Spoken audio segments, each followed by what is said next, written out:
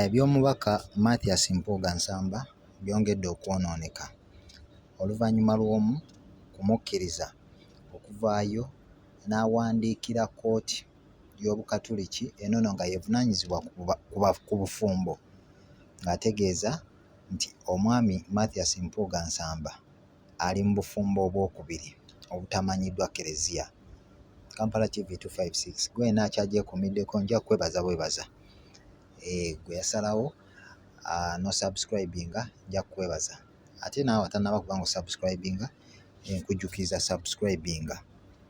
Amawulire okuvaako mu Catholic Church wali mu kkooti y'abafumbo e Lubaga gavuddeyo ne gategeeza nti waliwo ekiwandiiko nnamutaayiika ekyasindikiddwa ku Eklezia awo nga kyemulugunya ku Mathias Mpuuga Nsamba omubaka wa Nnyendo Mukungwe ng'ono nno ye mubaka wa Paliamenti ate nga commissioner mu Paliamenti y'eggwanga Uganda. Kino n'ekiwandiiko kyavuddeyo nga kitegeeza nti omwami Mpuuga alina agamu ku mateeka naddala agagobererwa abafumbo mu Klezia okubanga Mpuuga yagatyoboola. Kino nno kyaddirira omwami Mathias Mpuuga Nsamba okubeera nga ali mu bufumbo obwokubiri oba obutamanyiddwa mu mateeka naddala mu layini y'Eklezia n'omukyala amanyiddwa nga Anna Nancy Nambuusi ng'ono nno amulinamu n'abaana. Kino nno ne kitegeeza nti aba aviiridde ddala kunoono y'Eklezia ng'ate omusajja amanyiddwa ennyo okubeera omusajja omufumbo. Kyokka bw'otunuulira petitioni eno yasindikibwa wali ku Judicial Vicar wali esayidi z'e Lubaga nga yakwasibwa Father Barnabas Mukiibi ng'ono nno eyagimuwa baali bamuyita Julius Ssentamu eyali yeemulugunya oba eyeemulugunya ku Mathias Mpuuga olw'okuba nti n'okutuusa essaawa ya leero akyasembera oba okurisiivinga Sacrament of Holy Communion naddala wali mu Bukatuliki bwe kibeera kitegeezebwa. Kino ne kitegeeza nti kibeera tekikkirizibwa kyokka ng'ate olina omukyala owookubiri kiba kitegeeza nti agamu ku mateeka 10 Katonda ge yatuteerawo obuteegomba mukyala w'abandi Mpuuga abeera amaze okukola ki etteeka eryo okulimenya. Kati nno omwami ono amanyiddwa nga Julius Ssentamu oluvannyuma lw'okuteekayo petitioni eno kyategeezeddwako nti Obukatuliki bwavuddeyo ne butegeeza nti bugenda kutuula kubanga ensonga eno eri sirias ate tebwandyetaaze ebeere nga etambulirwa ku ŋŋambo okubeera nga ebeerera ddala sirias ng'omuntu yenna ali mu bufumbo obwokubiri ng'ate abadde amanyiddwa nti mufumbo naddala mu ddiini y'Obukatuliki ono nno abeera takyakkirizibwa kubanga asembera ate nga n'ekirala aba alina okusooka ne yejjusa then oluvannyuma n'alyoka asembera ng'amaze okukakasa nti obufumbo bw'abadde ayingiddemu obwokubiri tagenda kusobola kubeera nga abuddiramu ddala. So y'embeera entonotono ekyaliko naddala ku ludda lwa Mathias Mpuuga naye mbadde njagala nkusomeremuko ne petitioni eno nga bw'etambudde gwe nno bw'etambula naye wano Kampala TV 256 osobole okuba nga ogitegeera. Petition egenze The Catholic Church's Marriage Court at Lubaga Cathedral, Uganda has acknowledged a petition filed against the Nnyendo Mukungwe Member of Parliament, Mathias Mpuuga, for allegedly breaching the church's law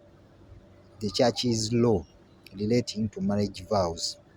This comes after the Baptist and practicing Catholic Julius Ssentamu filed a petition against Mpuuga for unlawful remarrying and bearing children with his second wife, Anna Nancy Nambuusi.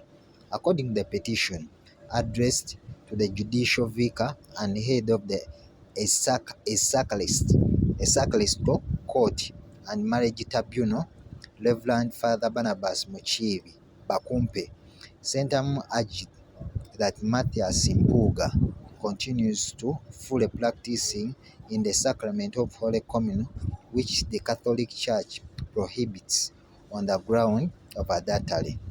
I write to formally petition Mpuuga, a Baptist Catholic, who practices Catholicism both in Kampala and Masaka Diocese, that despite being a married man, he has a second wife with a children, but fully partakes in a Holy Communion, which is prohibited by the church lawful. Part of the petition following the marriage court proceeding from the petition on November 8, 2024, held at Rubaga Cathedral, the court allowed the complainant to make preliminary submission about the complainant. However, the court ordered that such petition of a serious nature, bordering on a suspicion or expulsion of a person from the Catholic Church, must be heralded with assistance to the guidance of the Archbishop. As a result of hearing the petition now await guidance from the Archbishop. The ruling reads in part: the Catholic Church canon law strictly prohibits polygamy as it is considered a grave offense against the institution of marriage by allegedly taking a second wife while still being married in the church. Mpuuga may have committed a serious breach of Catholic teaching, which could potentially lead to his expulsion or expansion or suspension from the church if the allegations are proven true. According to Catholic Church teaching, a person who has committed adultery cannot receive Holy Communion until they have repented and no longer have adulterous relationship. The church considers adultery to be one of the most serious sins. Eating or drinking the bread or cup of the Lord in an unworthy manner is a sin against the body and blood of the Lord. Therefore, confession is required before receiving Holy Communion. The church canon law stated, in receiving sacramental absolution, a person must repent and have true contrition for their sins. This means swallowing over the sin committed and having a purpose to return away from sin. Kino nno bye bimu ku bibonerezo ebyolekedde omwami amanyiddwa nga Mathias Mpuuga, naye nga atinaba kubaayo Church ya Uganda kuvaayo neeyogera ku nsonga eno, wabula bo bakyagyebalamye olw'ensonga nti bo bakyakitutte nga ŋŋambo, wadde nga omusango guno gukyali wali mu kkooti yaabwe etwala obufumbo wali e Lubaga. So katulinde tulabe kiki ekinaava ku sayidi ya Mathias Mpuuga. Buli lunaku olukya ebintu byongera okubeera nga bimutabukira.